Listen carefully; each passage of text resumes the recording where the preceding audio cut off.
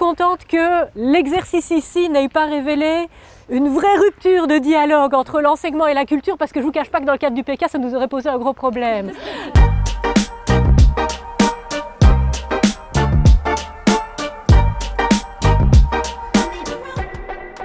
Là pour le moment c'est la dernière réunion de plateforme PK de l'année pour l'arrondissement de Liège. Ce qu'on peut relever comme point positif, ce sont les rencontres avec les artistes, le fait de découvrir de nouveaux partenaires et les référents de son réseau d'enseignement. C'est l'une des missions de la référence scolaire, c'est d'organiser 3 réunions de ce type par an. Ça sert aussi à ça, à ce réseautage entre différents secteurs. L'idée, c'est vraiment que les mondes de la culture et de l'enseignement puissent se rencontrer. Affirmation suivante, un projet co-construit est plus légitime aux yeux des élèves. Il y a un vrai beau partage d'informations, mais maintenant pour les réunions plus régulières que 3 fois l'an, il y a un groupement d'opérateurs culturels, un GOC, qui est constitué de représentants de différents secteurs culturels et domaines d'expression. Il y a eu le projet de partenariat bibliothèque-médiathèque autour de l'image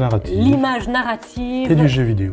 Et le jeu vidéo. Ouais. On va se réunir assez régulièrement pour faire le suivi de ce qui se passe sur le territoire et pouvoir réagir efficacement si jamais on identifie un manque ou un besoin. Il y a quand même certains publics scolaires pour lesquels l'offre est un peu moins importante, ou en tout cas un peu moins diversifiée. L'idée, c'est pas de créer des projets en vase clos avec juste 2 ou 3 représentants qui se verraient très souvent, c'est de créer l'étincelle et d'aller après à la rencontre des autres opérateurs culturels du territoire pour pouvoir la créer des événements de grande ampleur. Pour les événements qui se sont déroulés, bien déroulés, il y a eu l'anniversaire des jeunesses musicales via le GOC et le réseau d'opérateurs culturels qui évolue autour du GOC, il a été possible de mobiliser des institutions culturelles partenaires autour du projet